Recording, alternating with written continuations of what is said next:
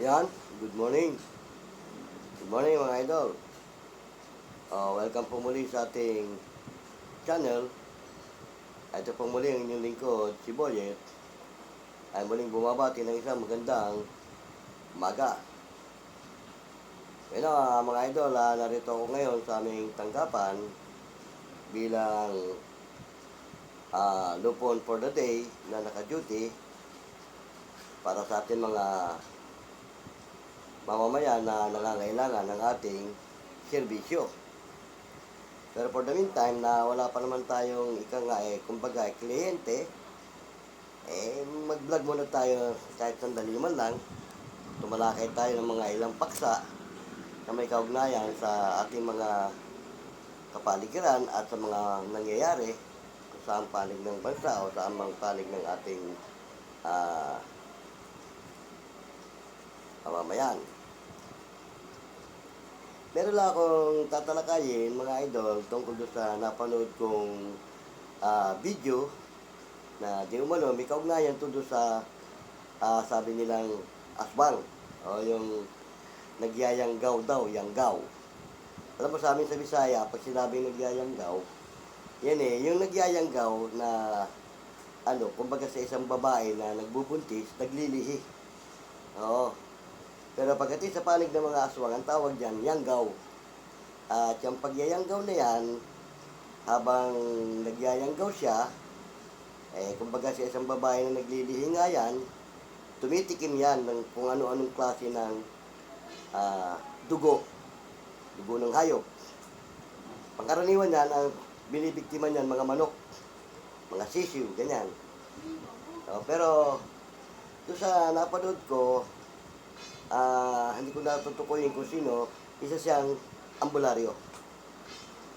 Mga idol, ang pinagtatakang ko, ambularyo siya, dapat may kakayahan siya na sumawata ng anumang uri ng masamang espiritu, ganun din sa mga masamang elemento. Higit sa lahat, kung totoo man niyang aswang, kaya niya yan. Dapat, di ba? At ang pinagtatakang ko doon sa napanood ko na yun, bakit siya nalahian o nasalina ng pagiging aswang? Kaya nga siya nagyanggaw. Ang ayon doon sa kasaysayan, nakipag-inuman siya doon sa birthday ata nung kaibigan niya o kumpare niya o kung sino pa man, nalasing siya. At sa pamamagitan ng inuman na yon, doon pinadaan yung laway nung aswang na nainom niya. Kasi yung pagyayanggaw kasi, yan daw, pagka anuhan ka ng laway. Pag dalagyan ka ng laway, nakaano ka ng laway ng isang aswang, kumbaga, mahahawa ka na. Kaya magyayanggaw. Yun. Madaling sabi, yung na yun, nagyanggaw.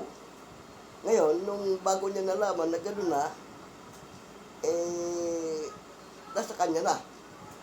Ang pinagtatakan ko lang, kung ikaw ay tunay na ambularyo, matinding ambularyo ka, ikaw mismo sa sarili mo, kaya mo nang kontrahin yun. Oo. Kaya nasabi ko sa sarili ko, nung habang pinapanood ko yun, mahinang klaseng ambularyo siya. At hindi niya napuksa sa loob ng katawan niya, yung magsisilbing para maging aswang siya. Alam niyo mga ganun nagyayanggaw, pag yan, dinala mo sa isang ambularyo na marunong, simple lang yan painumin lang yan ang tubig na may sprikitik para mapuksa o mamatay yung anumang nakapasok sa kanya. Oo.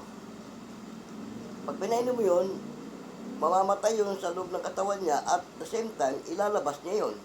Either na isuka niya o ano pa man, ipain niya. Walang iniwan din yan doon sa mga manlalason. Nangyari yan sa misis ko. Meron kaming kinainan sa lugar ng Quezon City. Hindi ko na sasabihin kung saan yun. Nadali ang misis ko dyan, yung tinatawag na manlalason. Marami yan. Pag nakatuwaan ka. Ganun ang nangyari. Ito mismo inyong lingkod, nadali rin. Kaya lang, ang kamalian lang ng misis ko, nung paglabas namin ng kinainan, naramdaman ko na kaagad na merong kakaiba doon sa kinain namin. Yung misis ko, tumikim lang ng ilang piraso ng in-order namin, kaldereta yata yun eh. Oo. Tumikim lang siya ng ilang piraso dahil busog pa siya, hindi siya kumain. Pero ako, kumain ako ng todo.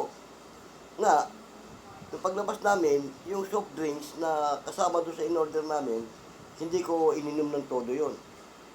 Oo. Binitbit ko yon hanggang sa paglabas namin. Nung nasa kotse na kami, pauwi, naramdaman ko na rin yun. Naramdaman ko, sabi ko, parang may kakaiba. Ngayon, yung misis ko, bagamat may naramdaman siguro siya, hindi niya agad sinabi sa akin. Pero ganun pa man, nung nandun na kami sa pinuntahan namin, bago kami tumuloy sa bahay, sabi ko sa kanya, parang may nararamdaman ako sa kinain natin ah. No. Ang ginawa ko, inispikitik ko, yung soft drinks, nadala-dala ko. O Sprite eh. Inispikitik ko yun, tsaka ininom ko unti-unti. Ang sabi ko pa sa kanya, uminom ka nito. Hindi siya uminom. Pinabayaan niya. So, kinabukasan, nasa bahay na kami, doon na nagumpisa. Sumakit na yung tiyan niya, hindi niya mawari. Maghapon yun. Awang-awa ako doon sa misis ko na yun. Oo. Sabi niya, halos mamatay-matay na siya nun. Ngayon, ang sabi ko, pinapainom kita kasi ako ng tubig, anong soft drinks na dala ko, hindi ka uminom. Oh. Kumbaga, nakapasok na eh. Kumbaga, namumuo na yun. Alam mo, nung gamitan ko siya ng matinding sprikitik, pinainom ko siya ng tubig. Sumuka. Sipin mo yung 3 piraso na karne na kinain niya. Nung isuka niya yun, foam. Alam niyo ba yung foam na, yung foam na panghugas ng plato? Kudra-kudra to, ganun. O, sipin mo yun, yun ang sumasakit sa tiyan niya. At saka kasi may taglay yun eh. Na kung hindi maagapan yun, ikamamatay niya yun. Alam niyo yung mga manlalasong ganyan sa pagkain o sa inumin. Delikado yan, mga idol. Oo. At pag hindi marunong ang ano niya, mamamatay yung biktima. Hindi naman agad mamamatay, unti-unti. Yung sakit ng tiyan na yun, yun ay kamamatay. Dali mo man sa doktor yun, wala magagawa doktor dun eh. Oo. Kasi walang makikitang findings. Ganon. O, balik tayo sa Niyanggaw. Sabi ni Niyanggaw na yun, kung siya talaga magaling na ambularyo siya, kaya niyang kontrolin yung sarili niya. O, kasi inuman lang niya ng tubig na may sprikitik yun. Pagpasok sa tiyan niya ng tubig na may sprikitik, maglalaban yun eh. O. Mamamatay yun doon kung matindi yung ginamit niya. At ilalabas niya, ay either na isuka nga niya yun, or itain niya. Ganon. Kaya nabuo sa kanya, naging aswang siya, pero ang ginawa niya, kinontrol niya yung sarili niya na huwag siya makapambiktima. Dahil manggagamot siya eh, takbuhan siya ng mga tao ron eh. Yung nagsasaray sa ng kwento na yun, ang pinagtaka niya doon sa bali lolo niya eh. Lolo nung asawa niya. Hindi ko na mabanggitin kung saan lugar nangyari yun. Nagtataka niya, pinapanood niya yung panggagamot ng lolo niya na ambularyo. Bakit kada pasyente hinihiwaan sa daliri o sa pampanig ng katawan, tapos sinisip-sip yung dugo? Kumbaga, parang gano'n na lang ang ginagawa niyang remedyo para huwag na siya makapambiktima. Hindi niya inintindi, binaliwala lang niya yung primero. Nung tumatagal, na-obserbahan niya yung lolo niya, iba talaga attitude. Tapos minsan pa, may ano sila na tao, may babaeng nagpunta, nagpapagamot dahil yung anak daw niya, nalahian ng aswang. Kasi nung puntahan nga niya, sabi niya, wala tayong magagawa, buo na yung ano sa tiyan niya. 2 klase lang yan. Kamatayan lang ang makapagliligtas sa kanya. Dahil kung hindi siya mamamatay, mananatiling aswang siya, makapambibiktima siya. So nung ilang araw na kalipas, ang ginawa nga nung lolo niya, para wag na makapambiktima doon sa lugar nila, yung naging aswang na yon, kinalaban niya yon. Hanggang sa napuksa niya. Yung mga ganyan naman mga idol, spiritual yan eh. Pag napatay ng isang manggagamot o ano yun, sa larangan ng spiritual eh. wala namang ano yun eh. Kasi hindi naman pinaniniwalaan sa batas yun eh. Oo, di ba? Ama, ginamitan niya ng sprikitik, napatay niya. Oo, sino maniniwala na pinatay niya yun? Ay, nagalit yung magulang, nagbanta. Pagbabayaran mo ika yung ginawa mo. Kasi alam ng magulang na siya ang dumali. At bago raw para tuluyan na nalagutan ng hininga, yung binatido na naging aswang, nakapagsabi pa sa magulang na siya ang may gawa. Oo. Tinapos ko yung istorya na yon. Kasi, nung mga pangyayari nga, gusto niya bumalik ng Maynila, para kaya na may usapan sila ng asawa niya, nababalik lang sila ng Maynila kapag nakapanganak na. Oo. So, hanggang sa madiscover niya yung katotohanan na yung palang lolo ng asawa niya, aswang. Dahil nga, doon sa pagyayanggaw. Ganon. Kaya nung nakapanganak na yung misis niya, alam ng lolo nila na babalik sila ng Maynila. Ang sabi raw, ganito, ingatan mo, sabi niya, yung asawa mo, at saka yung biyanan mo. Bahala ka na sa kanila. Yun lang daw ang binitawang salita, tapos biglang naglaho na siya. Oh. Siguro, inisip niya, kasi may nakakwentuhan din sa Tigaro na ang ginagawa daw ng mga nagiging aswang doon para wag makapambiktima, lumalayas ng ibang lugar, o kaya nagpapakamatay. Kaya ang napalasipan sa kanya, biglang nawala yung lolo nila, dalawa lang nasa isip niya, kung hindi nagpakamatay, lumayas, umalis ng ibang lugar. Ganon.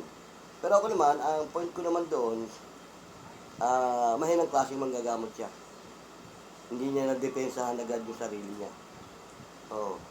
Kasi hindi naman siya pwede makapagpagamot siya iba kasi walang ibang ambularyo ro. Siya lang eh. Oo. Pero yun nga lang, ang pintas ko lang doon, mahinang klase siya.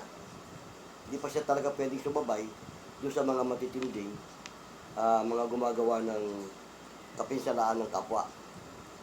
Oo, kasi sarili na nga lang niya, hindi niya nadepensahan eh. Paano pag may sinalbahe yun na mas matindi? Paano niya ngayon sasawatain yun? O, di ba? Mabuti na nga lang, yung mga hinahawakan ng mga siguro mahihinang klase lang din yung may gawa. Nadidepensahan niya yun. O, pero yun nga, simple, yanggaw lang ho. Alam mo, pagka nagyanggaw ang isang tao, kapag yan, inaagapan mo, napainom mo agad ng tubig na may superkitik yan. Ano man ang, kahit ngayon mga nilalason sa ganyan na pamamagitan ng spiritual eh, tubig lang ang katapat niya na may superkitik.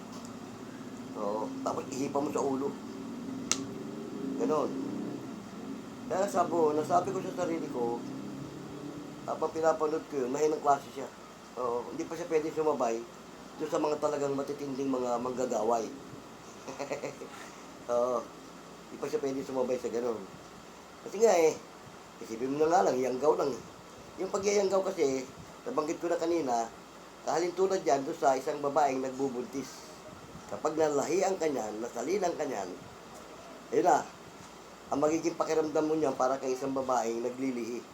Naglalaway ka niyan, gusto mo makatikim ng mga sariwan dugo o etc. Nahuli na nga raw isang beses, minangat-gat yung manok eh.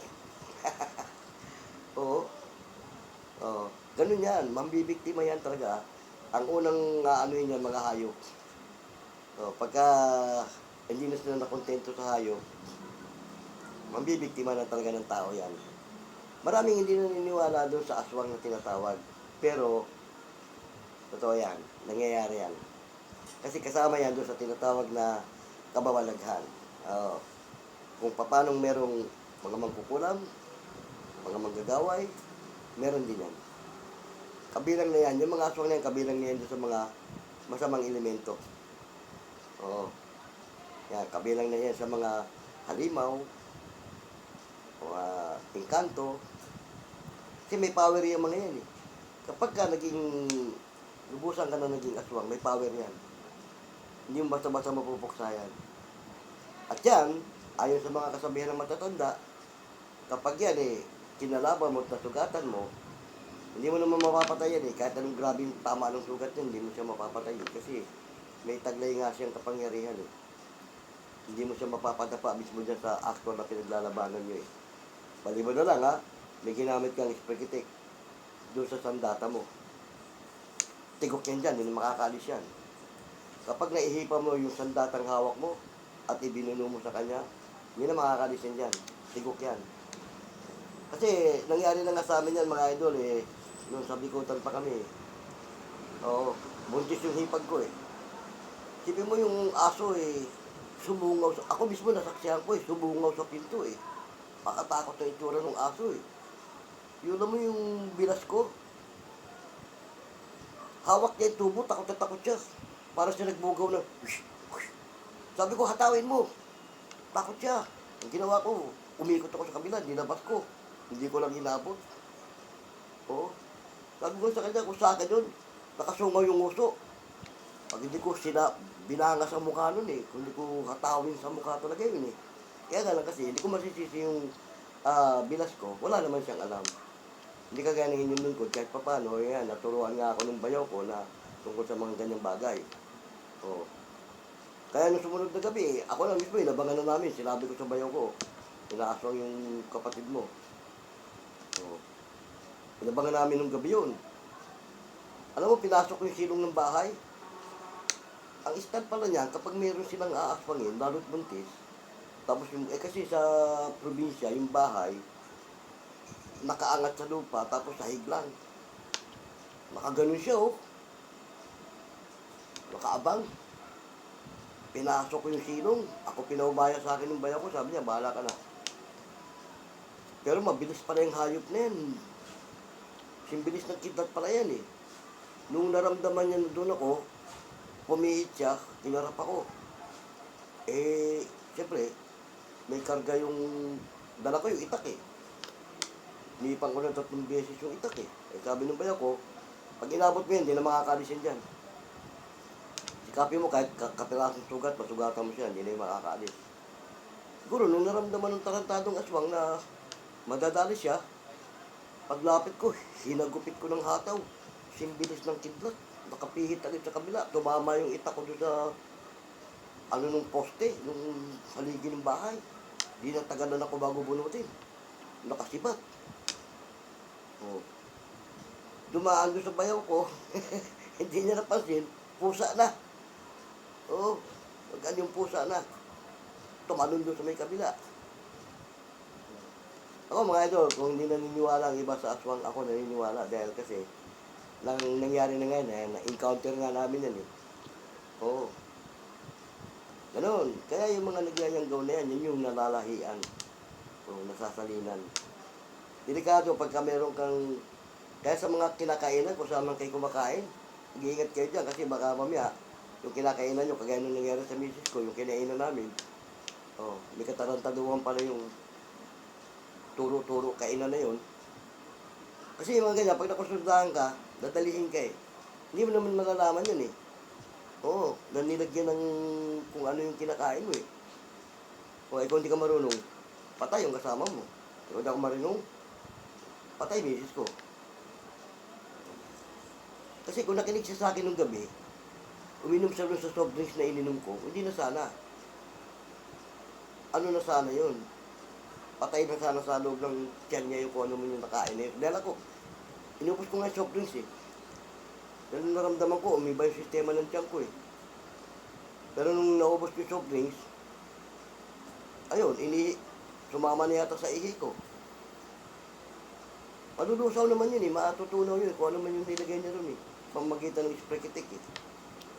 Eh, hindi siya nakinig sa akin. Pinabayaan niya. So, namuo sa tiyan niya. Yun ang naging epekto. Naawa ako sa misis ko, maghapong pinahirapan ng sakit ng tiyan yun. Hanggang nung gabi. Pagkatapos, kung kailan nakaka-recover na siya, dinala rin siya ng mga sosero doon sa pinuntahan namin. Oo, talagang, kung wala nga naman yung lingkod, wala. Goodbye. Kaya nasabi ko, yung napanood ko yun, mahinang klase yun. Okay na ha, mga idol ha, nagkwentuhan lang naman tayo habang wala pa kaming kliyente, naka-duty ako ngayon bilang lupunti ka pamayapa.